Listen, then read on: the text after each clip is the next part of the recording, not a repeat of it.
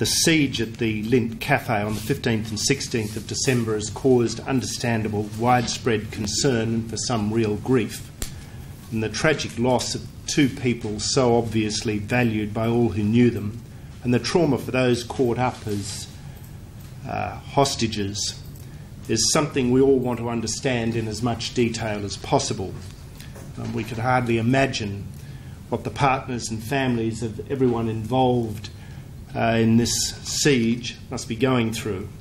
And this siege has had ramifications beyond the place and time of its occurrence, and the siege seemed to break its way into the intimacy of Sydney life, daily Sydney life.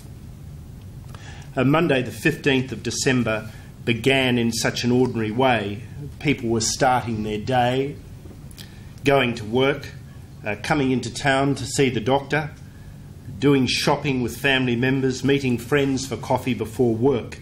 It was so ordinary that anyone, friends or family, could have found themselves that morning in the convenient and pleasant Lindt Cafe and Martin Place right in the middle of Sydney. I make these comments because it seems by the end of this inquest we're likely to end up with a very high level of information about exactly what did happen. We'll most likely have a detailed and comprehensive picture of virtually every aspect of the siege, its cause, its lead-up, the detail of the life of Mr. Monis, the events during the siege, its termination, its aftermath.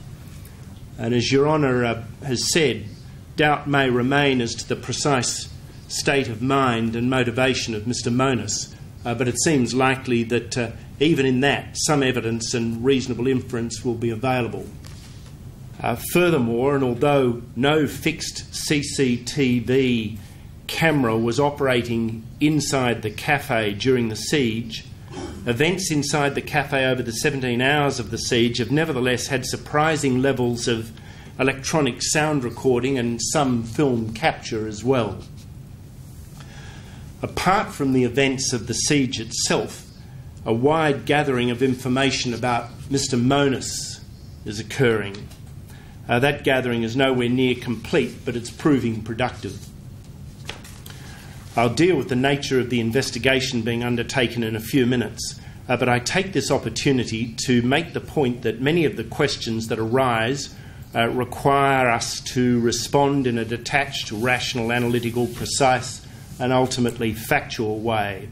Those questions include what happened, why it happened, whether it could have been avoided, whether the Lindt Cafe events have implications for daily life as we currently lead it.